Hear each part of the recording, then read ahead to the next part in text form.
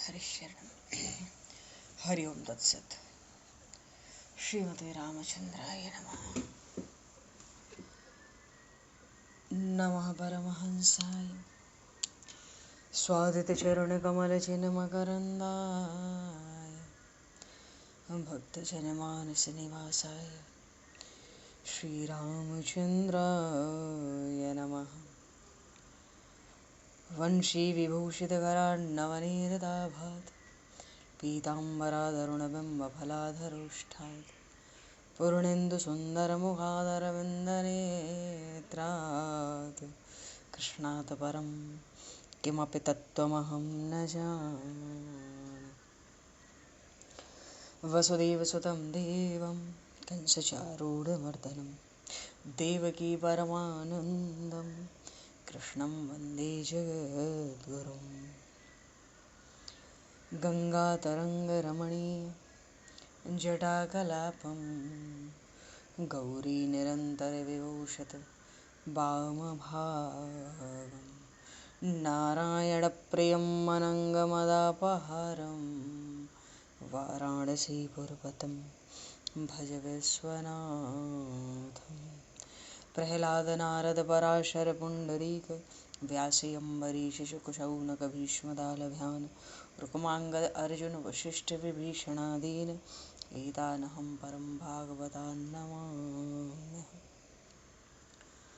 भक्त भक्ति भगवंत गुरु चतुर्नाम वपुए तिनके पद वंदन किए नाशहि विघ्न अनेक। बंदहु गुरुपद गंज कृपा सिंधु नररूप हर महामोह तम पुंज जासु वचन रवि कर।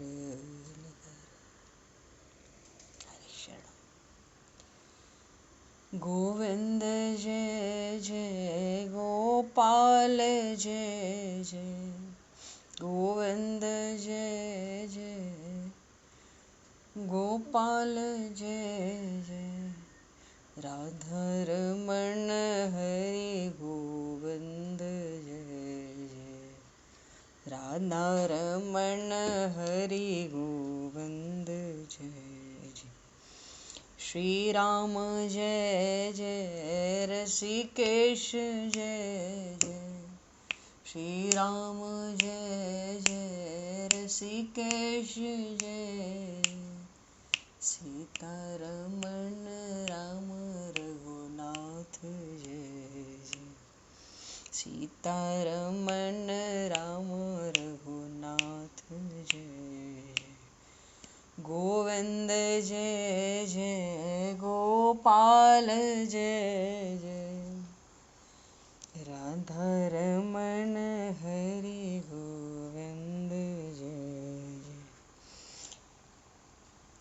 श्री राम जय जय ऋषिकेश जय जय सीतारमण राम रघुनाथ जय जय राधारमण हरि गोविंद जय जय सीतारमण राम रघुनाथ जय जय।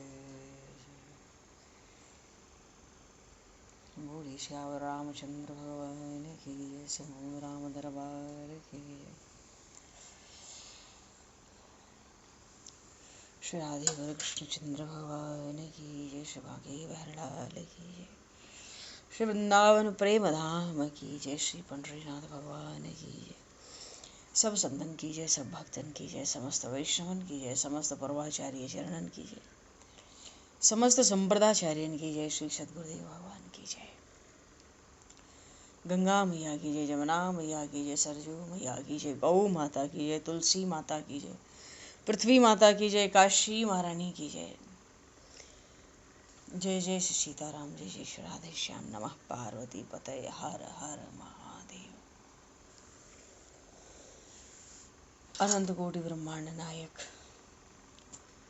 सर्वेश्वर पूर्ण परात्पर ब्रह्म असंख्य कल्याण गुणगण निलय भक्त वांछा कल्पतरु शरणागत वत्सल भक्त वत्सल दीनबंधु दया सिंधु यदुवंश में अवतंस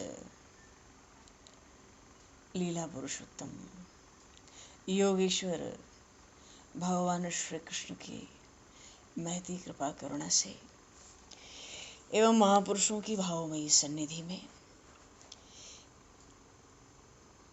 साथ ही आप सभी श्रद्धालु भक्त वैष्णवों की मंगल सन्निधि में, मानव जीवन का सर्वोत्कृष्ट फल भागवत गुणगान, भगवत गुण चिंतन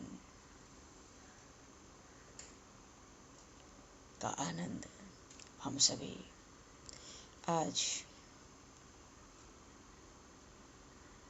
से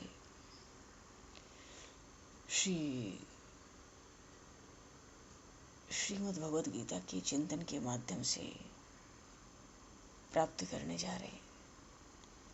सर्वप्रथम आप सभी भक्तजनों के श्री चरणों में भगवत भाव से सादर वंदन, सादर नमन। आप सभी को यथायोग्य जय श्री राम, जय जय श्री राधे, हरि शरणम, जय जय जय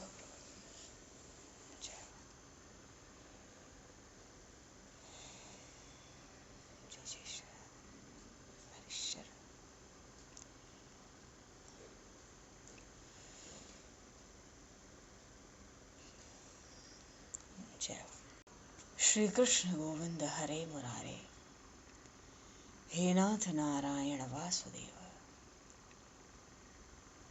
जिह्वे पिब स्वामृतमित देव, गोविंद दामोदर माधवेति। श्री रामचंद्र चरणौ मनसा स्मरामि, श्री रामचंद्र चरणौ वत्सा गृह्णामि, श्री रामचंद्र चरणौ सरसा नमामि, श्री रामचंद्र चरणौ शरणं प्रपद्ये।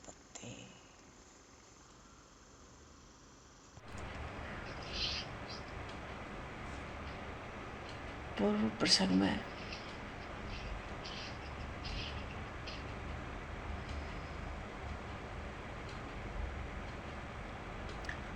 श्रीमद् भगवद गीता जी का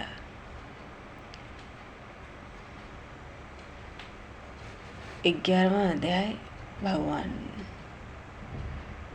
विश्वरूप दर्शन अपने परम प्रिय भक्त और महात्मा अर्जुन को कराते हैं।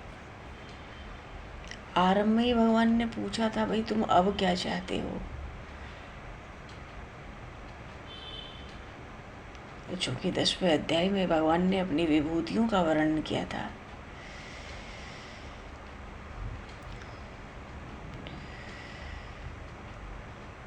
तभी उन्होंने कहा, प्रभु अब तो विश्वरूप दर्शन होना चाहिए। भगवान ने दिव्य चक्षु देके दिव्य रूप दर्शन कराया।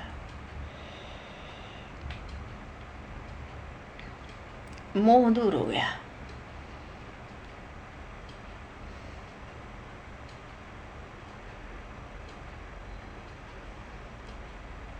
अच्छा, एक प्रसंग आया, बार बार महात्मा अर्जुन भगवान को, हे देवश्रेष्ठ आपको नमस्कार है, आप प्रसन्न हो, मैं आपको तत्व से जानता हूँ, तो कृपया आप। भगवान की बड़ी स्तुति की। ऐसा विश्वरूप था, लगता था कोई बचेगा नहीं, अब इस रूप को आप समेटो। तो भगवान ने भी यही कहा अंततः कि देखो तुम्हारे प्रतिपक्ष में कौरवों में जितने योद्धा लोग खड़े हैं, ये सब तेरे युद्ध किए बिना ही मर चुके हैं। तुम युद्ध ना करो तो भी ये रहेंगे नहीं। ये सब के सब मेरे द्वारा ही पहले मारे जा चुके हैं। इसलिए तुम युद्ध के लिए खड़े हो जाओ और यश को प्राप्त करो, शत्रुओं को जीतकर धन धान्य से संपन्न होकर राज्य को प्राप्त करो।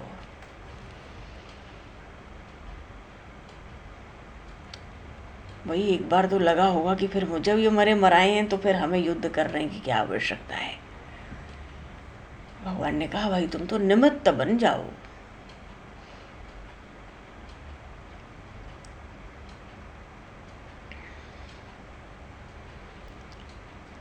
संजय जी धृतराष्ट्र को सब समाचार सुना रहे हैं। धृतराष्ट्र भी देखता है अर्जुन युद्ध करने के लिए खड़ा हो चुका है, अर्जुन युद्ध करेगा।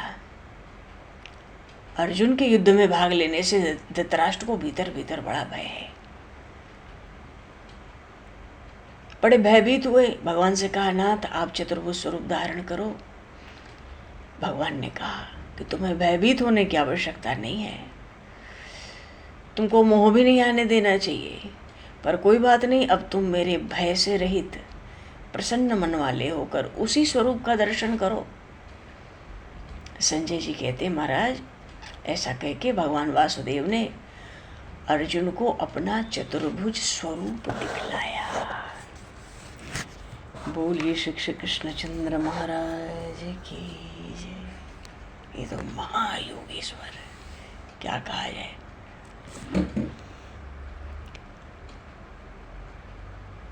अर्जुन के कहने की देरी थी, भगवान ने मनुष्य रूप धारण कर लिया। कोई आश्चर्यजनक बात नहीं हुई। भगवान श्री कृष्ण तो स्वयं कैवल्य के धाम थे और उनका जो सारा सर्वस्व था वो विश्वरूप था। अब सोने को गला दिया जाए तो जैसी इच्छा हो वैसा आभूषण बन जाता है। पसंद ना आवे आभूषण तो फिर से गला लो, और तो कोई उपाय नहीं होता है। प्रभु ने फिर से उन अर्जुन को चतुर्भुज स्वरूप श्री कृष्ण रूप का दर्शन कराया। मानो इस हद तक भगवान श्री कृष्ण अपने शिष्य का हठ मानने वाले गुरु, ऐसा गुरु भला और किस देश में कौन किसको कहाँ मिले। जब जो रूप कहते हैं भगवान वही रूप दिखाते हैं।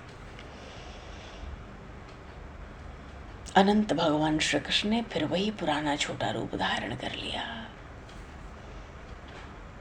अर्जुन जी कहते दृष्ट वेदम मानुषम रूपम तब सौम्य जनार्दन। इनाद अब मेरी जान में जान आई। बोलिए श्री चतुर्भुज भगवान की जय। हे देव अब मेरी जान में जान आ गई। हे जनार्दन आपका ये जो सौम्य मनुष्य रूप है इसको देखकर अब मैं स्थिर चित्त हो गया हूँ, अपनी स्वाभाविक स्थिति में आ गया हूँ। भगवान कहते हैं अरे तुमने ये जो मेरा चतुर्भुज रूप देखा है इसके तो दर्शन होना अत्यंत ही दुर्लभ है। देवता लोग भी इस रूप को देखने के लिए नित्य ही लालायित रहते हैं।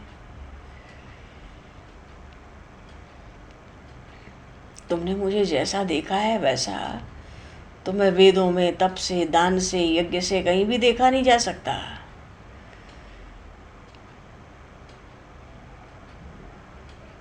अर्जुन जी ने पूछा प्रभु आप कैसे देखे जाते हो।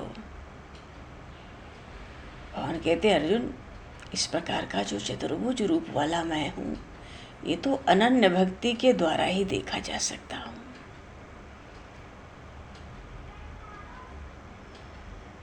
भगवान की ऐसी दिव्य चतुर्भुज मूर्ति, सगुण मूर्ति, द्वारिकाधीश भगवान श्री कृष्ण, ऐसा लगता है दर्शन क्या देते हैं, सूखे हुए वृक्ष पर मेघ की वृष्टि हो रही हो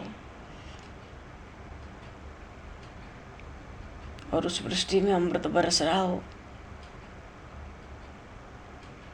अर्जुन जी का हृदय हर्ष से भर गया, अत्यंत आनंद प्राप्त हुआ। तभी भगवान ने कहा देवायप्यस्य रूपस्य नित्यम दर्शनाकांक्षिणः। मेरा ये जो चतुर्भुज स्वरूप का दर्शन है ये तो अनन्य भक्ति के द्वारा ही देखा जा सकता है, और केवल देखा ही नहीं जा सकता बल्कि तत्व से जाना जा सकता है, प्राप्त भी किया जा सकता है। अर्जुन जी कहते हैं महाराज वो अनन्य भक्ति कैसी होती है जिसके द्वारा आपके इस चतुर्भुज स्वरूप का दर्शन होता है, स्पर्श होता है, भाषण होता है। प्रभु कहते हैं हे पांडव उस अनन्य भक्ति का स्वरूप तो भाई यही है, मत कर्म कृन् मत परमो मद्भक्तः संगवर्जितः नैर्वीरः सर्वभूतेषु यः स मामेति पांडव। सब कर्म मेरे लिए करना, मेरे ही परायण होना, मेरा ही भक्त होना, आसक्ति से रहित हो जाना, किसी भी प्राणी के साथ बैर नहीं करना। तो ऐसी भक्ति से युक्त जो मेरा भक्त है वो मुझे प्राप्त हो जाता है, इसमें कोई संदेह की बात नहीं है। तो ये चतुर्भुज रूप तो ऐसे ही देखा जा सकता है और दूसरा कोई उपाय इसके दर्शन का नहीं है। पर देखो, तुम इस विश्व रूप के प्रति प्रेम भाव रखना और तब मेरी सगुण मूर्ति को निशंक होकर इसकी सेवा भी करना, तो तुम निश्चित रूप से मुझे प्राप्त होगे।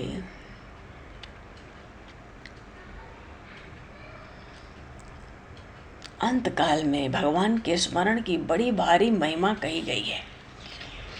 अंते मति सा गति।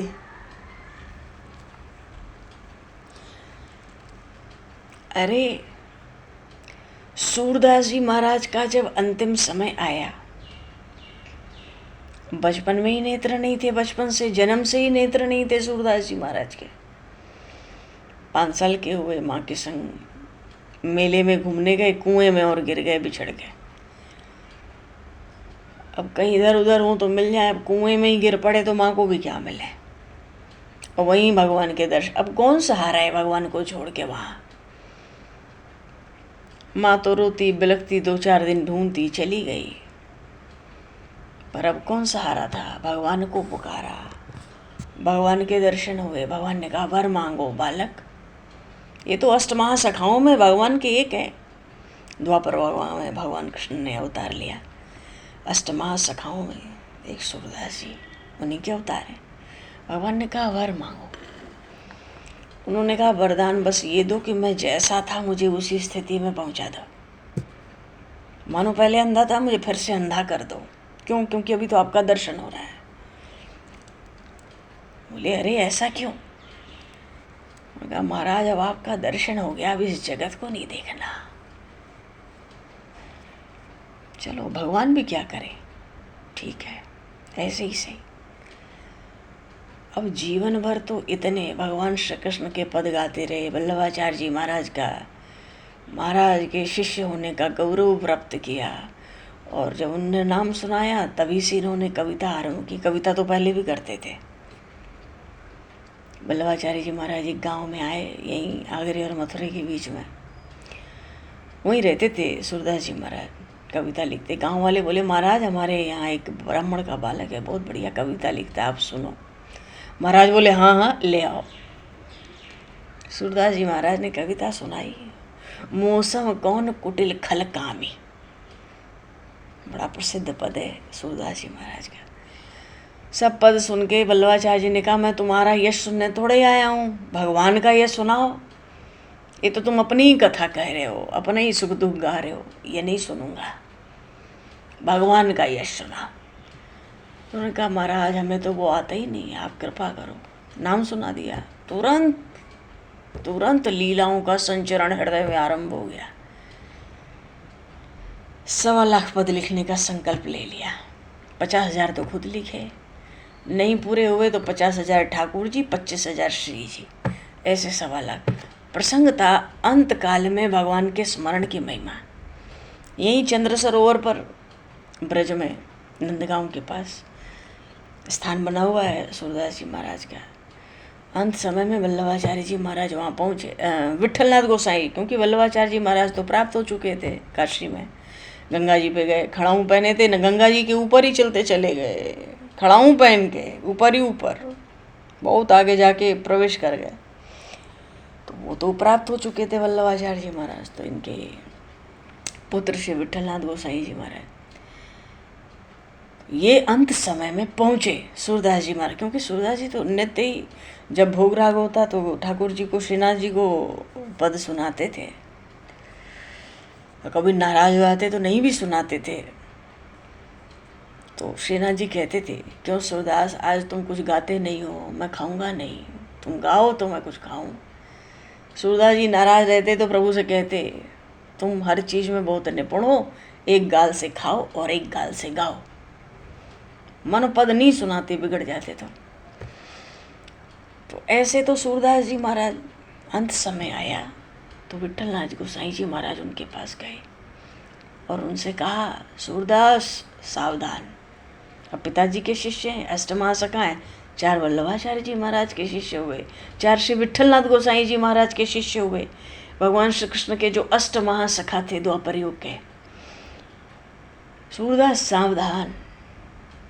क्यों? अंत समय विट्ठलनाथ गोसाई जी को पता था, सावधान रहो, बस इसी समय भगवान के स्मरण की आवश्यकता है। अब इतना तो जीवन ही भगवान के दर्शन गुणगान में निकल गया, गाते बजाते।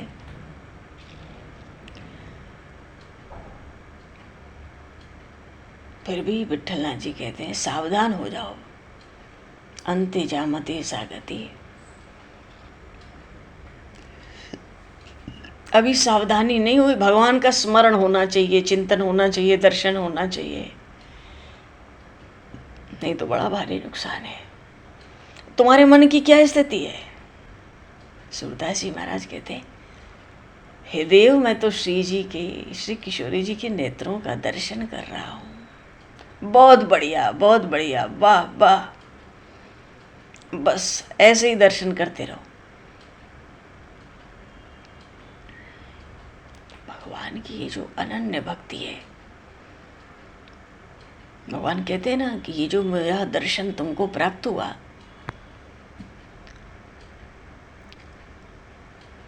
भगवान की बड़ी बड़ी तपस्याओं के द्वारा भी कोई विश्वरूप के मार्ग पर नहीं पहुंचा। जैसा अर्जुन जी को दर्शन हुआ, भगवान कहते हैं ये दर्शन प्राप्त होने का एक ही मार्ग है, और तुम ध्यानपूर्वक सुनो, मैं तुमको वो मार्ग बताता हूँ। वो मार्ग कौन सा है? वो मार्ग है जब चित्त प्रेम पूर्ण भक्ति के वशीभूत होता है, तब मैं इस प्रकार से साध्य हो जाता हूँ। भक्त्या त्वन्यया शक्य अहमेवं धियों च अर्जुना, ज्ञातुं द्रष्टुं च तत्वेन प्रवेष्टुं च परन्तप। ये भी सुन लो, वो भक्ति कैसी होनी चाहिए? जैसे वृष्टि छूटी हुई धार जमीन के अलावा और कहीं नहीं जा सकती, जैसे सब जल अपने साथ गंगा सागर की तलाश करती हुई निरंतर आगे बढ़ती रहती है, वो मार्ग में बिना रुके सीधे सागर में ही जाकर समा जाती है। वैसे ही भक्त के लिए ये परम आवश्यक है कि वह अपनी समग्र भावनाओं को इकट्ठा करके प्रेम से सराबोर होकर मेरी ओर बढ़े और मुझ में समाकर एक समरस हो जाए। सच्ची भक्ति तो वही है जिसमें व्यक्ति छोटी सी चींटी को भी मेरा ही स्वरूप समझे और पूरे चर अचर जड़ चेतन को मुझसे अलग न माने। बस इसके अलावा और किसी प्रकार की भक्ति सच्ची भक्ति नहीं है। बस उसी समय मेरे वास्तविक स्वरूप का ज्ञान हो जाता है, और ज्यों ही स्वरूप ज्ञान होता है और त्यों ही उसको स्वाभाविक रूप से मेरे दर्शन भी हो जाएंगे। अब भाई, जिस समय ईंधन में अग्नि भड़क उठती है तो ईंधन का कहीं नामो निशान भी नहीं रहता, ईंधन ही अग्नि बन जाता है। तो जब तक प्रकाश का प्रागट्य नहीं होता, भगवान कहते हैं, तब तक सारा आकाश भी अंधकार में बना रहता है। पर जब सूर्य का उदय होता है, सारा वातावरण प्रकाशमय हो जाता है। इसलिए जब मेरे स्वरूप का साक्षात्कार होता है, अहंकार का नाश हो जाता है, द्वैत भाव भी समाप्त हो जाता है, ये मैं मेरा तू तेरा यह वो सब मिलके एक हो जाते हैं। भक्त मुझ में समाकर समरस हो जाते हैं, एकाकार हो जाते हैं। इसलिए मत कर्म कृन् मत परमो मद भक्त संग वर्जितः निर्वैरः सर्वभूतेषु यः स मामेति पांडव।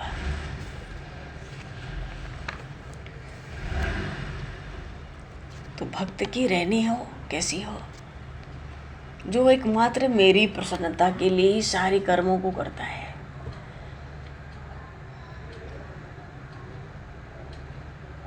जिसको जगत में मेरे अतिरिक्त और कुछ भी नहीं भाता,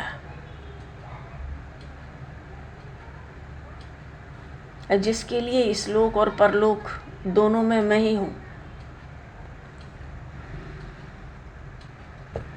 जिसने अपने जीवन का फल मुझे ही निश्चित कर रखा है,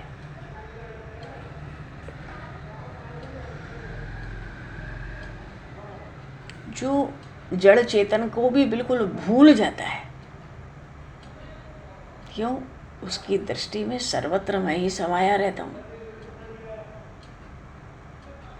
जो अपने अंतःकरण को पूरी तरह से निर्वैर बना ले, अजात शत्रु निर्वैर बना ले और सब जगह संबुद्धि रखे, तो ऐसे भक्त का जिस समय शरीर छूटता है, शरीर में 3 ही धातुएं, कफ पित्त और वात, तो ये शरीर 3 धातु का जब छूटता है तो उस समय हे पांडव, हे अर्जुन, वो भक्त मेरे स्वरूप के साथ मिलकर एक हो जाता है।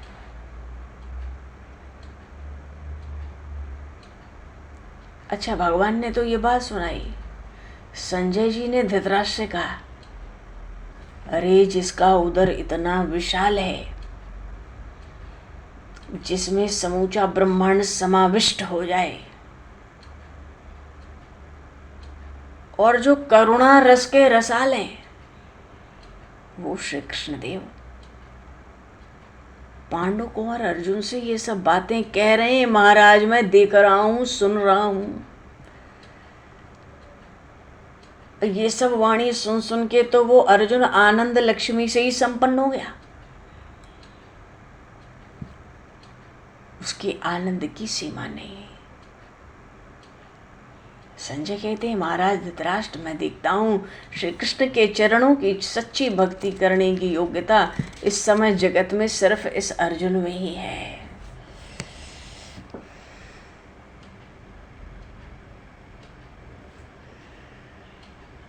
क्यों? भगवान श्री कृष्ण की दोनों मूर्तियां इसने खूब ठीक तरह से देखी है, पर विश्वरूप की अपेक्षा ये कृष्ण मूर्ति उसको अधिक भाती है। पर जो उसको अधिक भाती है भगवान श्री कृष्ण का स्वरूप, भगवान श्री कृष्ण ने इस बात का आदर नहीं किया अर्जुन के। क्यों? विश्वरूप तो अत्यंत व्यापक है, और भगवान श्री कृष्ण की मूर्ति तो एक देशीय हुई ना। इसलिए भगवान चाहते हैं तो विश्वरूप में मन लगा और श्री कृष्ण मूर्ति की सेवा कर भाई।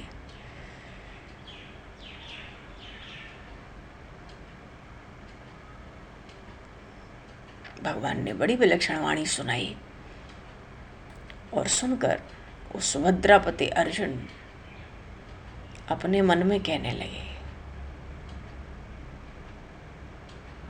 कि अब तो मैं इनसे कृष्ण से ये बात फिर पूछूंगा कि इन दोनों स्वरूपों में श्रेष्ठ स्वरूप कौन सा है। मन में संकल्प हो गया,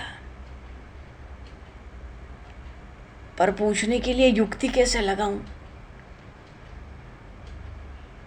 आगे की कथा बड़ी प्रेम की कथा है।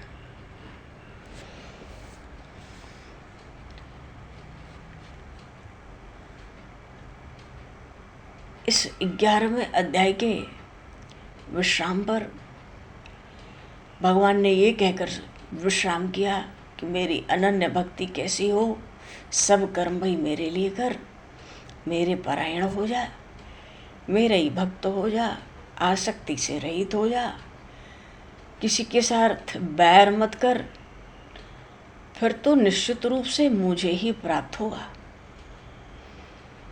इसमें तू कुछ भेद मत मान।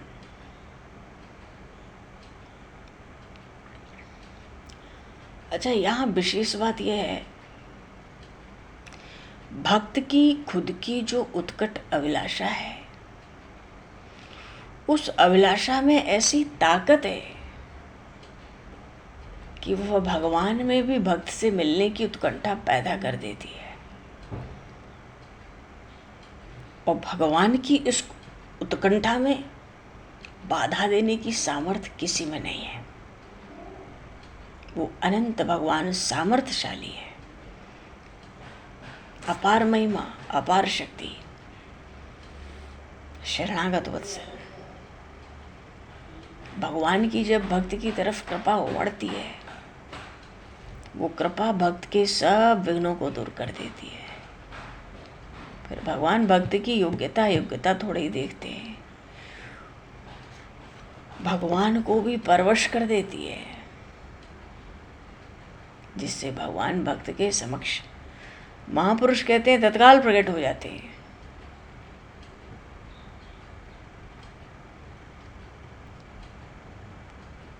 ऐसी भारी भगवान की कृपा तो मत कर्म कृण मत परमो मद भक्त संग वर्जित।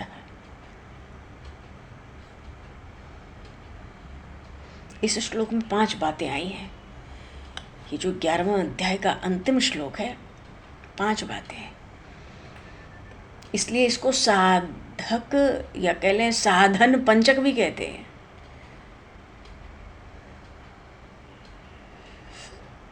मत कर्मकृत मत परमा मद भक्त संग विवर्जत निर्वैर सर्वभूतेषु। अच्छा, सबसे पहले भगवान कहते हैं मत कर्मकृत। इसका भाव है कि जो जप कीर्तन ध्यान सत्संग स्वाध्याय मानो भगवत संबंधी जो कर्म है,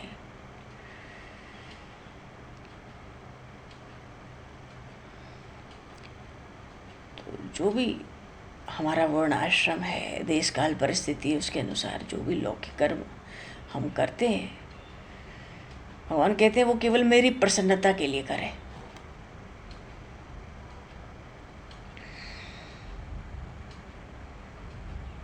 कर्म तो दोनों तरह का होता है, पारमार्थिक भी होता है, लौकिक भी होता है। तो सब कर्म केवल भगवान के लिए ही करने हैं। तो भगवान के लिए ही करने हैं, तो एक ही उद्देश्य रहता है। भक्त शरीर इंद्रियां मन बुद्धि से जो कुछ कर्म करता है, भगवान के लिए ही करता है।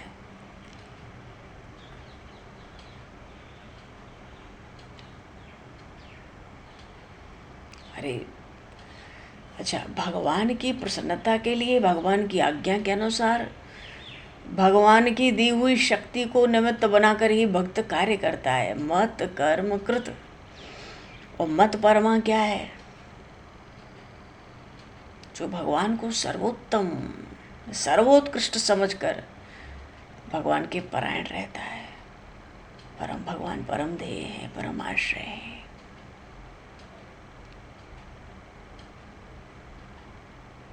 उस भक्त का परमाश्रय मैं होता हूँ, वो मत परमा है। मद भक्त कहने का अर्थ है जो केवल मेरे ही भक्त हो, जिसने मेरे साथ अटल संबंध जोड़ लिया है। मैं केवल भगवान का हूँ, केवल भगवान ही मेरे हैं, मैं अन्य किसी का नहीं हूँ, अन्य कोई भी मेरा नहीं है। तो ऐसा होने से भगवान में अतिशय प्रेम हो ही जाता है, क्योंकि जो अपना होता है वो सहज ही प्रिय लगता है। प्रेम जगह है, उसमें मुख्य बात तो अपनापन ही है।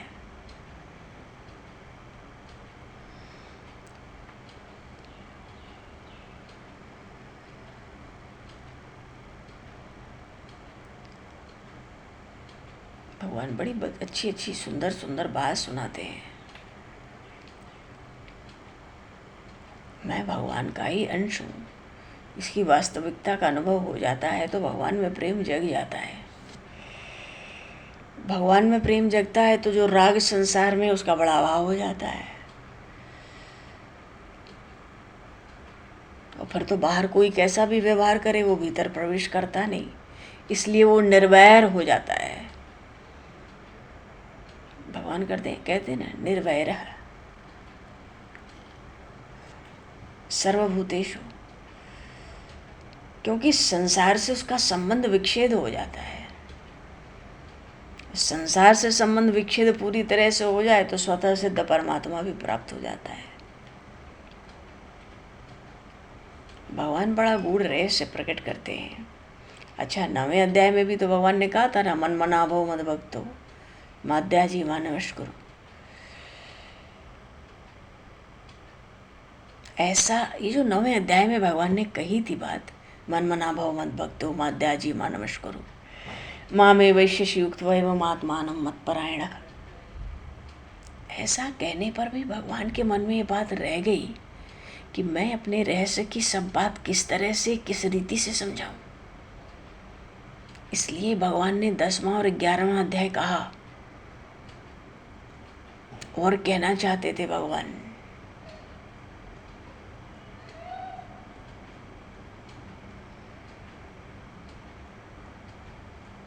जीव ने तो शरीर और संसार का सहारा लिया, शरीर को हमने मैं माना, संसार को अपना माना, तभी तो अविनाशी परमात्मा नित्य भगवान से हम विमुख हो गए।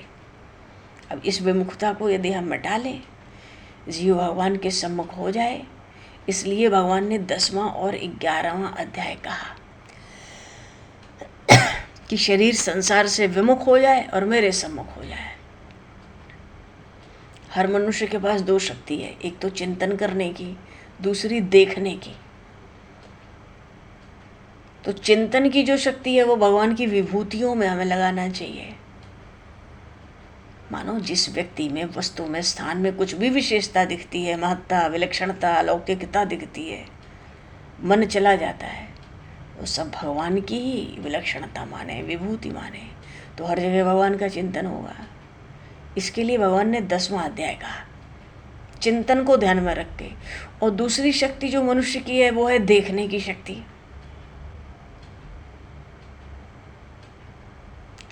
जो दूसरी देखने की शक्ति है उसको भगवान में लगाना चाहिए। जैसे भगवान के दिव्य अविनाशी विराट रूप में अनेक रूप हैं, अनेक आकृतियां हैं, अनेक दृश्य हैं, तो ये संसार भी तो विराट पुरुष भगवान का एक अंग होगा, क्योंकि इसमें अनेक नाम रूप आकृति सब भरे हैं और सब में परमात्मा ही परमात्मा परिपूर्ण है। तो इस दृष्टि से भी सबको भगवान के स्वरूप में हम देखें, उसका अभ्यास करें। इसके लिए भगवान ने 11वां अध्याय कहा है, क्योंकि अर्जुन जी ने भी इन दोनों दृष्टियों के लिए ही 2 बार भगवान से प्रार्थना की। 10वें अध्याय के 17वें श्लोक में कहा, हे भगवान मैं किन किन भावों से आपका चिंतन करूं, तो वहां भगवान ने विभूतियां प्रकट की। तो मानो भगवान ने चिंतन शक्ति को लगाने के लिए अपनी विभूतियों का वर्णन किया।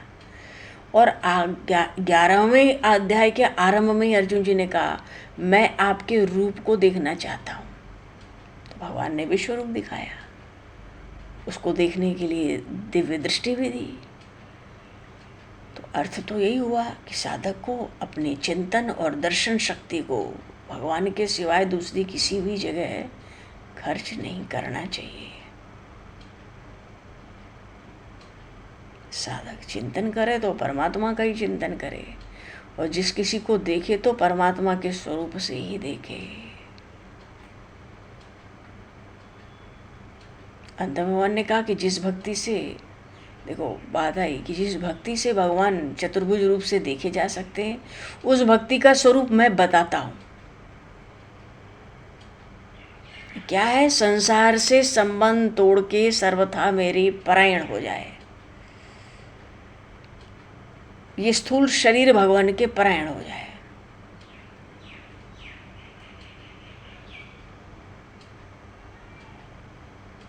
क्योंकि मैं भगवान का हूं, भगवान मेरे हैं।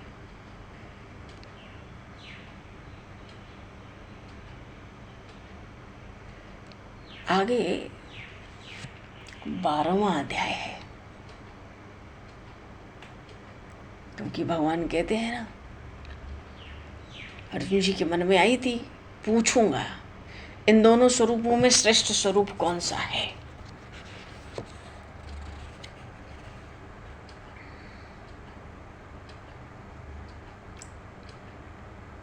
अर्जुन जी के मन में जिज्ञासा उत्पन्न हुई कि सगुण भगवान की उपासना करने वाले श्रेष्ठ हैं कि निर्गुण ब्रह्म की उपासना करने वाले श्रेष्ठ हैं, दोनों में से कौन सा उपासक श्रेष्ठ है। और इसी जिज्ञासा को लेकर के अर्जुन जी भगवान से प्रश्न करते हैं 12वें अध्याय में, एवं सतत युक्ता में।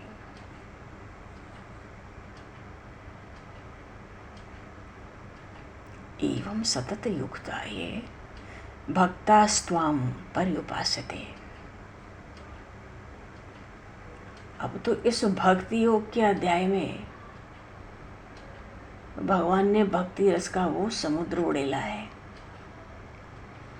बोलिए श्री भक्तवत्सल भगवान की जय।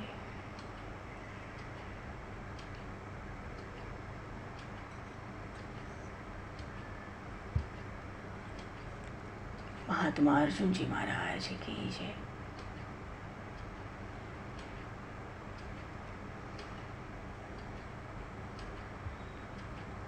श्रीमद् भगवत गीता जी की जय। सब संतन की जय, सब भक्तन की जय। जय जय श्री राधे, जय जय श्री सीताराम। भगवान समय को दृष्टिगत करते हुए यहीं पर वाणी को विराम। वाक्य पुष्पांजलि प्रभु के श्री चरणों में सादर समर्पित। आप सभी को भी यथा योग्य जय श्री राम, जय जय श्री राधे, हरि शरणम। जय हो, जय हो भगवान, जय हो सीताराम, जय श्री राम।